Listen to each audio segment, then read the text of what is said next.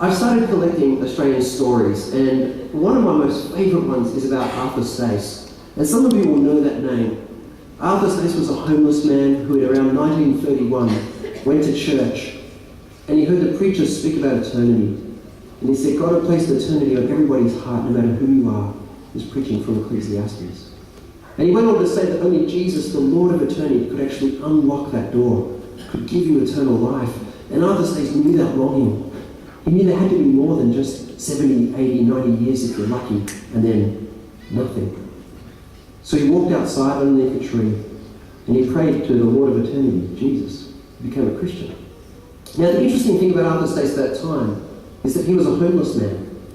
And so he wondered what could he do to tell people this incredible news. I mean, he was the guy that everyone avoided on the streets. So he found himself a piece of chalk. And maybe this part is familiar. He began to write the word eternity on the streets of Sydney. As I looked into the life of Arthur Stace, you know, for 24 years, no one knew who was writing the word eternity on the streets of Sydney in chalk. In fact, he was known as Mr. Eternity. And unless we think he only wrote it a few times, they estimate that he wrote it over 500,000 times on the streets of Sydney. In fact, they're still finding it in places they didn't realise he'd written it.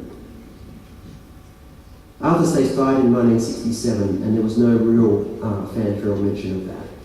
And it would be over 30 years before we would see it again. And some of you might remember, as we ushered in the year 2000, up on our harbour bridge at the stroke of midnight, lit the word eternity on the harbour bridge in Arthur Stace's handwriting.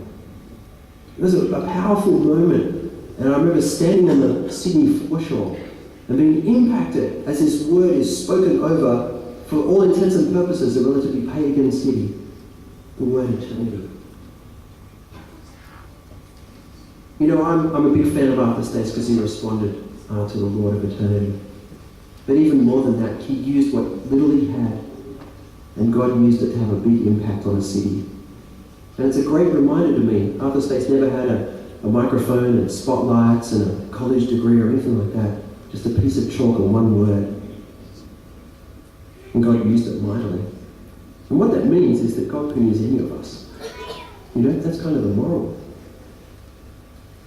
Today, as we were driving down to Canberra, we did a quick pit stop past Port Botany Cemetery, and we went and visited the gravesite of Arthur Stace. And there at the foot of his grave is the word eternity, a man who right now is enjoying the true fruits of eternity won for us in Jesus. So I want to share this song with you. You never guess what I've called it. You know, I was telling the guys that a few weeks ago I was playing in California, and I did the, you never guess what I've called it? And a guy yelled out, chalk.